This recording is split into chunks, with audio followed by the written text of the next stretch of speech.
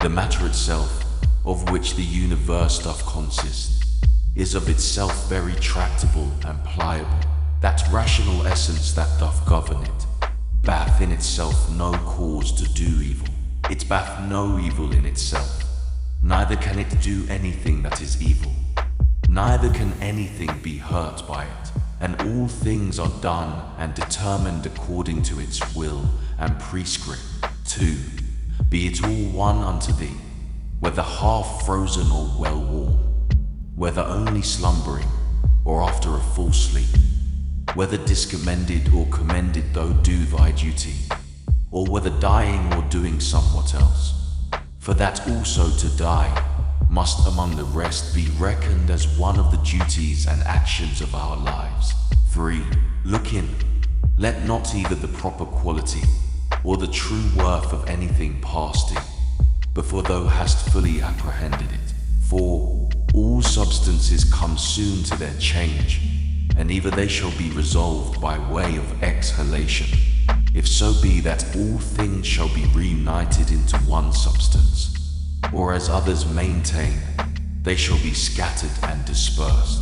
As for that rational essence by which all things are governed, as it best understandeth itself, both its own disposition, and what it doth, and what matter it hath to do with, and accordingly doth all things. So we that do not, no wonder, if we wonder at many things, the reasons whereof we cannot comprehend. The best kind of revenge is, not to become like unto them. 6. Let this be thy only joy, and thy only comfort, from one sociable kind action without intermission to pass unto another, God being ever in thy mind. 7.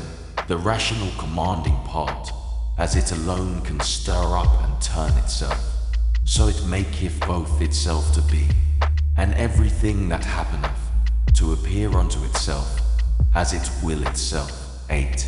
According to the nature of the universe, all things particular are determined, not according to any other nature, either about compassing and containing, or within, dispersed and contained, or without, depending. Either this universe is a mere confused mass, and an intricate context of things, which shall in time be scattered and dispersed again, or it is an union consisting of order, and administered by providence. If the first, why should I desire to continue any longer in this vortic confusion and commixture?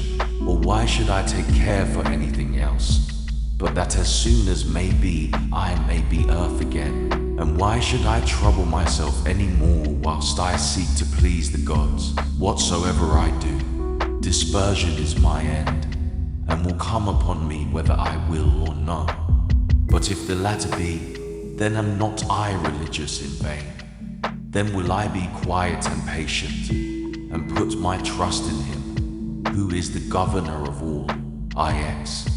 Whensoever by some present hard occurrences thou art constrained to be in some sort troubled and vexed, return unto thyself as soon as may be, and be not out of tune longer than thou must needs, for so shalt thou be the better able to keep thy part another time, and to maintain the harmony, if thou just use thyself to this continually.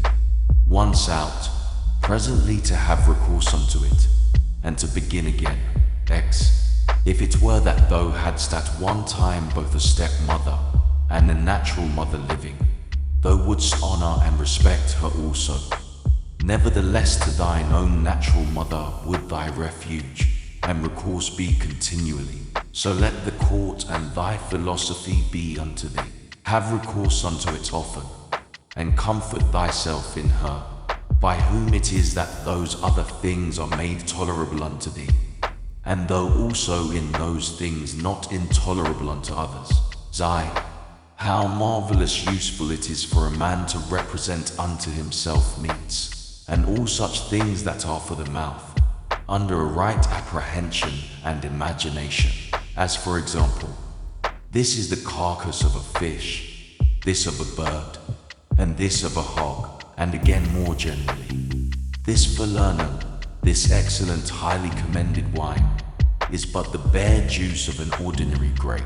This purple robe, but sheep's hairs, dyed with the blood of a shellfish. So for coitus, it is but the attrition of an ordinary base entrail, and the excretion of a little vile slivel, with a certain kind of convulsion. According to Hippocrates, his opinion, how excellent useful are these lively fancies and representations of things, thus penetrating and passing through the objects, to make their true nature known and apparent. This must thou use all thy life long, and upon all occasions, and then especially when matters are apprehended as of great worth and respect. Thy art and care must be to uncover them, and to behold their vileness, and to take away from them all those serious circumstances and expressions under which they made so grave a show. For outward pomp and appearance is a great juggler, and then especially art thou most in danger to be beguiled by it, when, to a man's thinking, thou most seemest to be employed about matters of moment. XII. See what Crates pronounceth concerning Xenocrates himself. 13. Those things which the common sort of people do admire are most of them such things as are very general, and may be comprehended under things merely natural, or naturally affected and qualified, as stones, wood, figs, vines, olives. Those that be admired by them that are more moderate and restrained are comprehended under things animated, as flocks and herds. Those that are yet more gentle and curious, their admiration is commonly confined to reasonable creatures only, not in general as they are reasonable, but as they are capable of art, or of some craft and subtile invention, or perchance barely to reasonable creatures, as they that delight in the possession of many slaves. But he that honors a reasonable soul in general, as it is reasonable and naturally sociable, doth little regard anything else, and above all things is careful to preserve his own, in the continual habit and exercise both of reason and sociableness, and thereby doth cooperate with him, of whose nature he doth also participate. God, XIV. Some things hasten to be, and others to heed no more, and even whatsoever now is, some part thereof bath already perished. Perpetual fluxes and alterations renew the world, as the perpetual course of time doth make the age of the world, of itself infinite, to appear always fresh and new, in such a flux and course of all things. What of these things that hasten so fast away should any man regard? Since among all there is not any that a man may fasten and fix upon, as if a man would settle his affection upon some ordinary sparrow living by him, who is no sooner seen than out of sight. For we must not think otherwise of our lives than as a mere exhalation of blood, or of an ordinary respiration of air. For what in our common apprehension is, to breathe in the air and to breathe it out again, which we do daily, so much is it and no more, at once to breathe out all thy respirative faculty into that common air from whence but lately, as being but from yesterday and today, thou didst first breathe it in, and with it, life, XV, not vegetative spiration. It is not surely, which plants have, that in this life should be so dear unto us, nor sensitive respiration, the proper life of beasts, both tame and wild, nor this our imaginative faculty, nor that we are subject to be led and carried up and down by the strength of our sensual appetites, or that we can gather and live together, or that we can feed, for that in effect is no better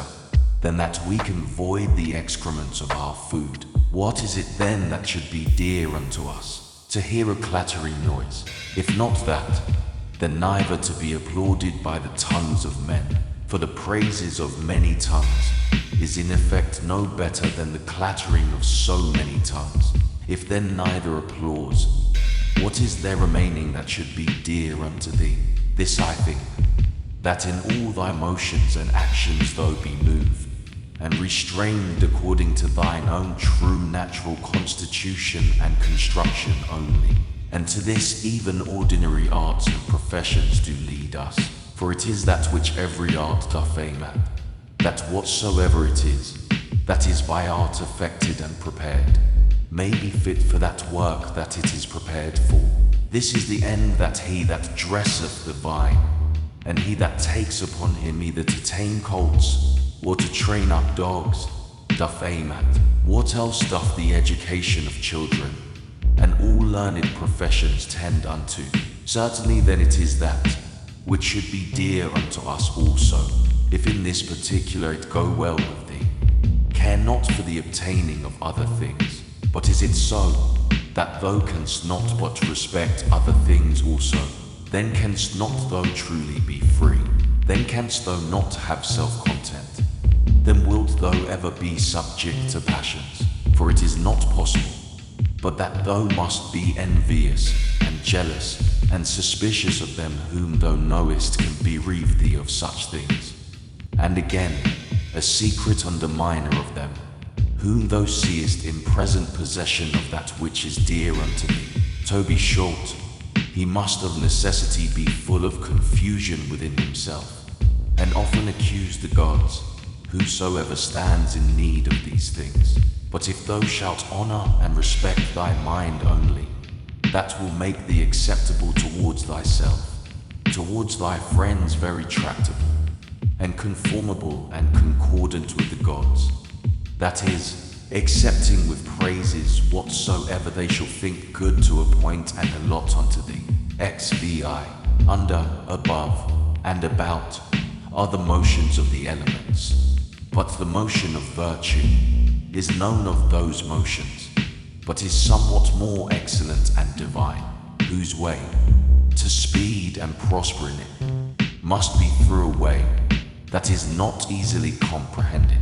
XVI, who can choose but wonder at them?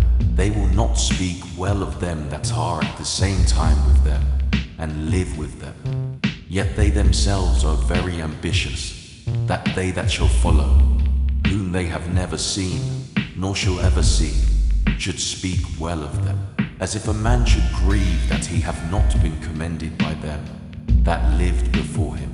XVI, do not ever conceive anything impossible to man, which by thee cannot, or not without much difficulty be effected. But whatsoever in general thou canst conceive possible and proper unto any man, think that very possible unto thee also. XIX, suppose that at the palestra somebody hath all to torn thee with his nails, and have broken thy head. Well, thou art wounded, yet thou dost not exclaim. Thou art not offended with him. Thou dost not suspect him for it afterwards, as one that watcheth to do thee a mischief. Yea, even then, though thou dost thy best to save thyself from him, yet not from him as an enemy. It is not by way of any suspicious indignation, but by way of gentle and friendly declination. Keep the same mind and disposition in other parts of thy life also, for many things there be, which we must conceit and apprehend, as though we had had to do with an antagonist at the palestra. For as I said, it is very possible for us to avoid and decline, though we neither suspect nor hate. XX, if anybody shall reprove me, and shall make it apparent unto me, that in any either opinion or action of mine I do err, I will most gladly retract, for it is the truth that I seek after, by which I am sure that never any man was hurt, and as sure that he is hurt that continueth in any error, or ignorance whatsoever. XXI, I for my part will do what belongs unto me.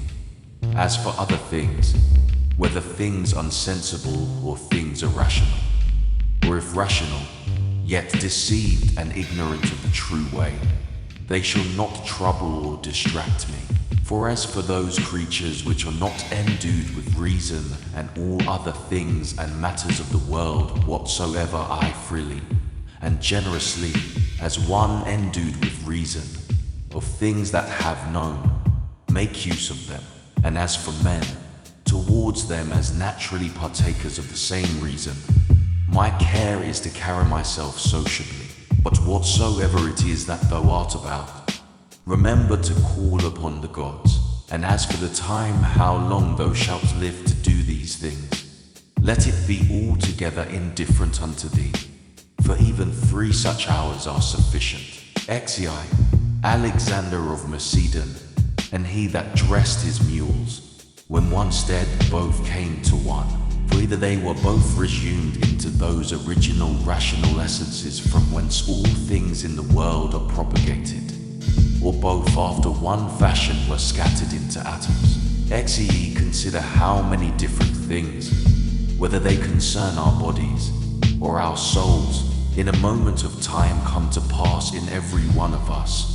And so thou wilt not wonder if many more things, or rather all things that are done, can at one time subsist and coexist in that both one and general, which we call the world. Exit. If any should put this question unto thee, how this word Antoninus is written, wouldst thou not presently fix thine intention upon it, and utter out in order every letter of it? And if any shall begin to gainsay thee, and quarrel with thee about him, wilt thou quarrel with him again, or rather go on meekly as thou hast begun, until thou hast numbered out every letter? Here then likewise remember, that every duty that belongs unto a man doth consist of some certain letters or numbers as it were, to which without any noise or tumult keeping thyself thou must orderly proceed to thy proposed end, forbearing to quarrel with him that would quarrel and fall out with thee. XXV. Is it not a cruel thing to forbid men to effect those things which they conceive to agree best with their own natures, and to tend most to their own proper good and behoof? But thou after a sort deniest them this liberty, as often as thou art angry with them for their sins. For surely they are led unto those sins whatsoever they be, as to their proper good and commodity. But it is not so. Thou wilt object perchance, though therefore teach them better, and make it appear unto them. But be not thou angry with them. XV. Death is a cessation from the impression of the senses, the tyranny of the passions, the errors of the mind, and the servitude of the body. XV. If in this kind of life thy body be able to hold out, it is a shame that thy soul should faint first, and give over.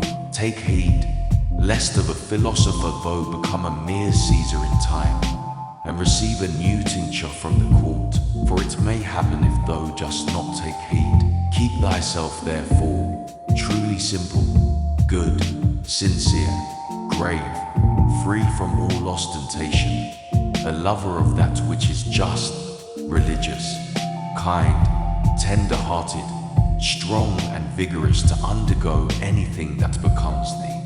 Endeavor to continue such, as philosophy, hadst thou wholly and constantly applied thyself unto it, would have made and secured thee. Worship the gods, procure the welfare of men.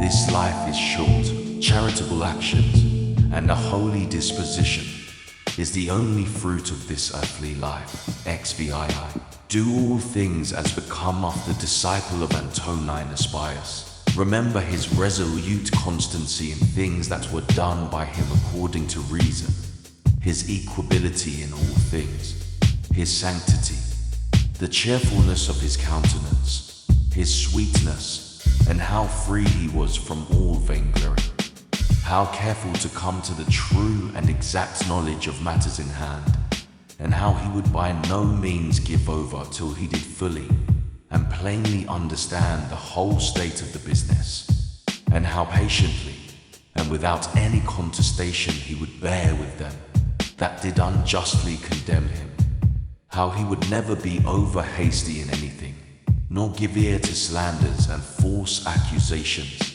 but examine and observe with best diligence the several actions and dispositions of men.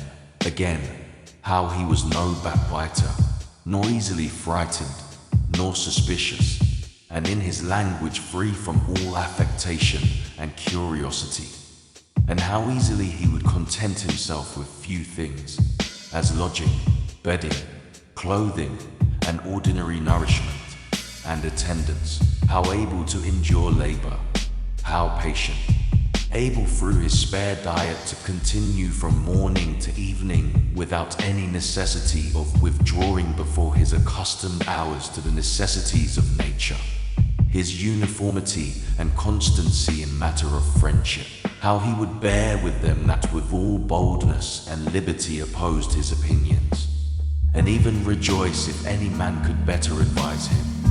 And lastly, how religious he was without superstition. All these things of him remember, that whensoever thy last hour shall come upon thee, it may find thee, as it did him, ready for it in the possession of a good conscience. X6. Stir up thy mind, and recall thy wits again from thy natural dreams and visions, and when thou art perfectly awoken, and canst perceive that they were but dreams that troubled thee, as one newly awakened out of another kind of sleep, look upon these worldly things with the same mind as thou didst upon those that thou sawest in thy sleep. XXX. I consist of body and soul. Unto my body all things are indifferent, for of itself it cannot affect one thing more than another with apprehension of any difference. As for my mind, all things which are not within the verge of her own operation are indifferent unto her, and for her own operations, those altogether depend of her. Neither does she busy herself about any, but those that are present. For as for future and past operations, those also are now at this present indifferent unto her. XI. As long as the foot doth that which belongeth unto it to do, and the hand that which belongs unto it, their labor, whatsoever it be, is not unnatural. So a man, as long as he doth that which is proper unto a man, his labor cannot be against nature. And if it be not against nature, then neither is it hurtful unto him. But if it were so that happiness did consist in pleasure, how came notorious robbers, impure abominable livers, parricides, and tyrants in so large a measure to have their part of pleasures? Exishi. Dost thou not see how even those that profess mechanic arts, though in some respect they be no better than mere idiots, yet they stick close to the course of their trade, neither can they find in their heart to decline from it? And is it not a grievous thing that an architect or a physician shall respect the course and mysteries of their profession, more than a man the proper course and condition of his own nature, reason, which is common to him and to the gods? XCII. Asia, Europe, what are they but as corners of the whole world, of which the whole sea is but as one drop, and the great Mount Athos but as a clod, as all present time is but as one point of eternity, all petty things, all things that are soon altered, soon perished, and all things come from one beginning, either all severally and particularly deliberated and resolved upon by the general ruler and governor of all, or all by necessary consequence, so that the dreadful hiatus of a gaping lion, and all poison, and all hurtful things, are but, as the thorn and the mire, the necessary consequences of goodly fair things. Think not of these therefore, as things contrary to those which thou dost much honor and respect, but consider in thy mind the true fountain of all. Exciv. He that seeth the things that are now, hath seen all that either was ever, or ever shall be. For all things are of one kind, and all like one unto another. Meditate often upon the connection of all things in the world, and upon the mutual relation that they have one unto another. For all things are after a sort folded and involved one within another, and by these means all agree well together. For one thing is consequent unto another, by local motion, by natural conspiration and agreement, and by substantial union, or reduction of all substances into one. XXXV. Fit and accommodate thyself to that estate and to those occurrences, which by the destinies have been annexed unto thee. And love those men whom thy fate it is to live with, but love them truly, an instrument, a tool, an utensil, whatsoever it be, if it be fit for the purpose it was made for, it is as it should be, though he perchance that made and fitted it be out of sight and gone.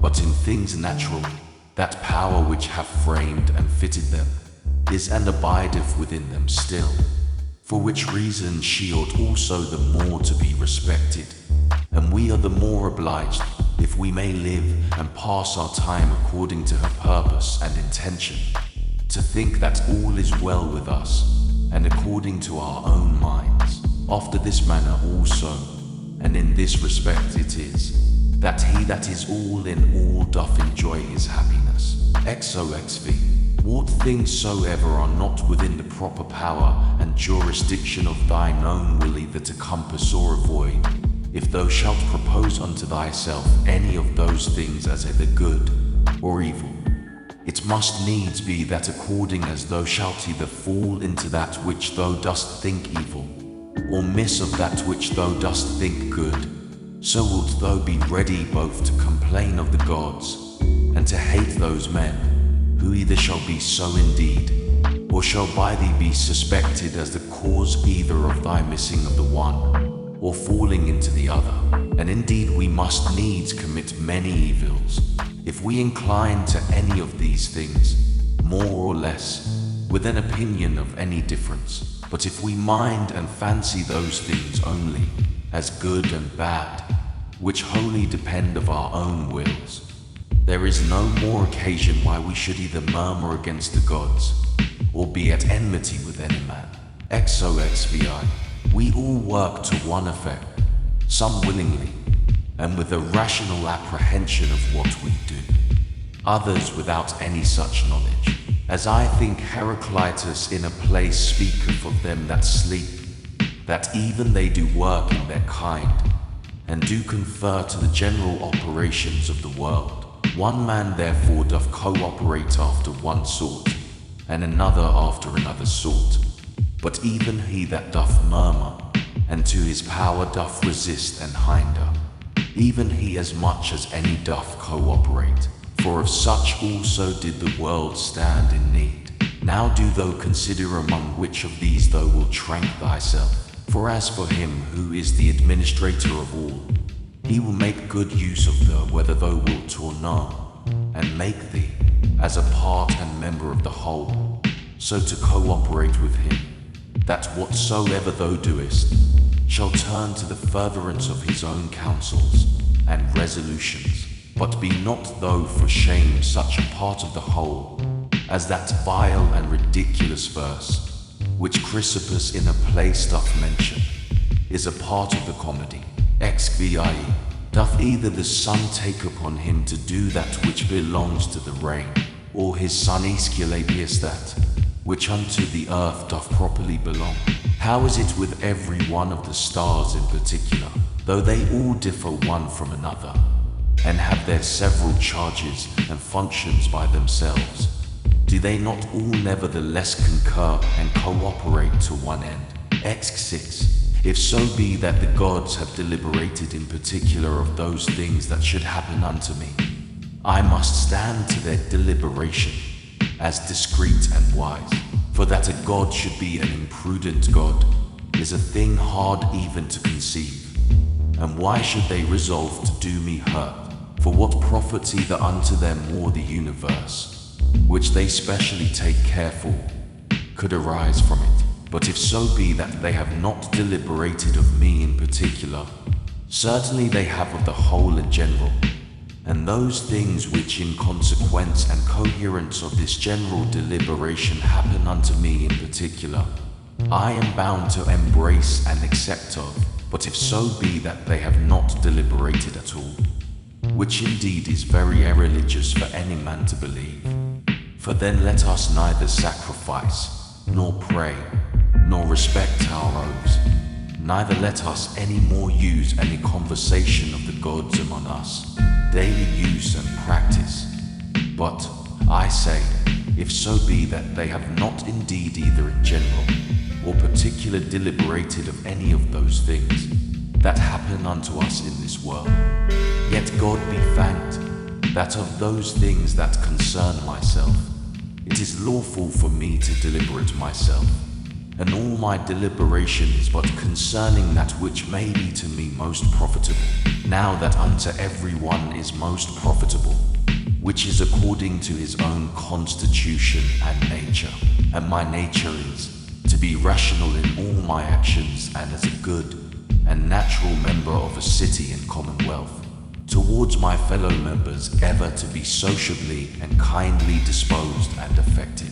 My city and country, as I am Antoninus, is Rome. As a man, the whole world. Those things therefore that are expedient and profitable to those cities are the only things that are good and expedient for me. Excel. Whatsoever in any kind doth happen to anyone is expedient to the whole, and thus much to content us might suffice, that it is expedient for the whole in general. But yet this also shalt thou generally perceive, if thou dost diligently take heed, that whatsoever doth happen to any one man or men. And now I am content that the word expedient should more generally be understood of those things which we otherwise call middle things, or things indifferent, as health, wealth, and the like. Excelli, as the ordinary shows of the theatre and of other such places, when thou art presented with them, affect thee, as the same things still seen, and in the same fashion, make the sight ingrateful and tedious. So must all the things that we see all our life long affect us, for all things, above and below, are still the same, and from the same causes. When then will there be an end? Xlei, let the several deaths of men of all sorts, and of all sorts of professions, and of all sorts of nations, be a perpetual object of thy thoughts, so that thou mayst even come down to Philistio, Phoebus, and Origanion.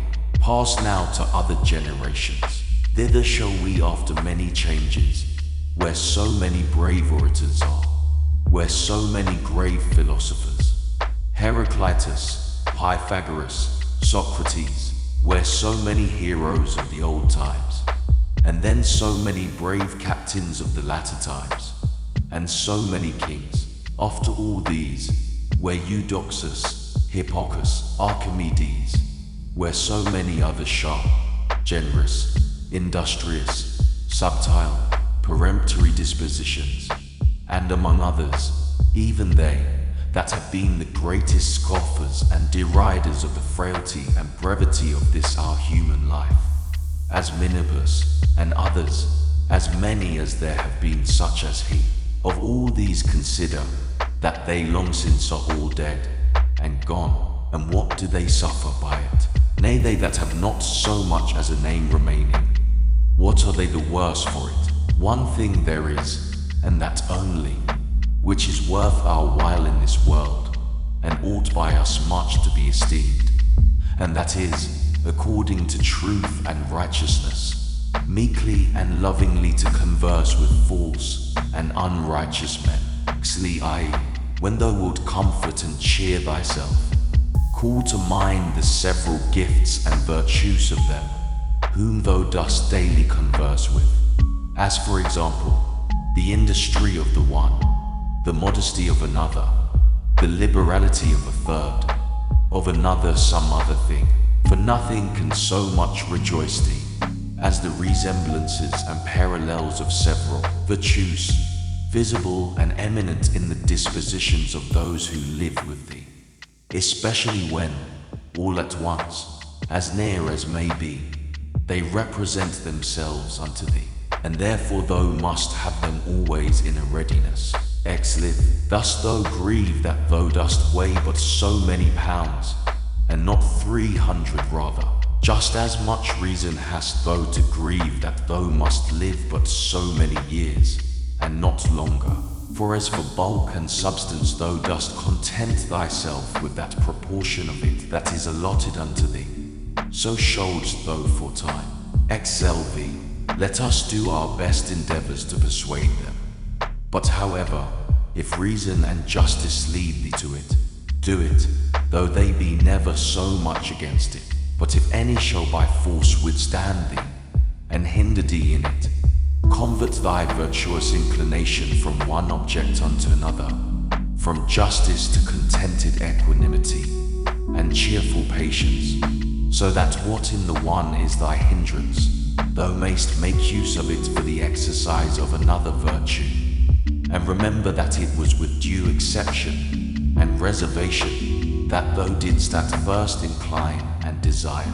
For thou didst not set thy mind upon things impossible. Upon what then? That all thy desires might ever be moderated with this due kind of reservation. And this thou hast, and mayst always obtain, whether the thing desired be in thy power or no. And what do I care for more, if that for which I was born and brought forth into the world, to rule all my desires with reason and discretion, may be, XLV, the ambitious supposeth another man's act, praise and applause, to be his own happiness, the voluptuous his own sense and feeling, but he that is wise, his own action. XLVII, it is in thy power absolutely to exclude all manner of conceit and opinion as concerning this matter, and by the same means to exclude all grief and sorrow from thy soul. For as for the things and objects themselves, they of themselves have no such power, whereby to beget and force upon us any opinion at all. XLVE, use thyself when any man speaks unto thee, so to hearken unto him, as that in the interim thou give not way to any other thoughts, that so thou mayst, as far as is possible, seem fixed and fastened to his very soul, whosoever he be that speaks unto thee. Excellence, that which is not good for the beehive, cannot be good for the bee. L. Will either passengers or patients find fault and complain, either the one if they be well carried, or the others if well cured? Do they take care for any more than this? The one, that their shipmaster may bring them safe to land, and the other, that their physician may effect their recovery. Lee, how many of them who came into the world at the same time when I did, are already gone out of it? Lii, to them that are sick of the jaundice, honey seems bitter, and to them that are bitten by a mad dog, the water terrible, and to children, a little ball seems a fine thing. And why then should I be angry? Or do I think that error and false opinion is less powerful to make men transgress than either choler, being immoderate and excessive, to cause the jaundice, or poison, to cause rage? Lee, no man can hinder thee to live as thy nature doth require. Nothing can happen unto thee, but what the common good of nature doth require. Live, what manner of men they be whom they seek to please, and what to get, and by what actions. How soon time will cover and bury all things, and how many it hath already buried.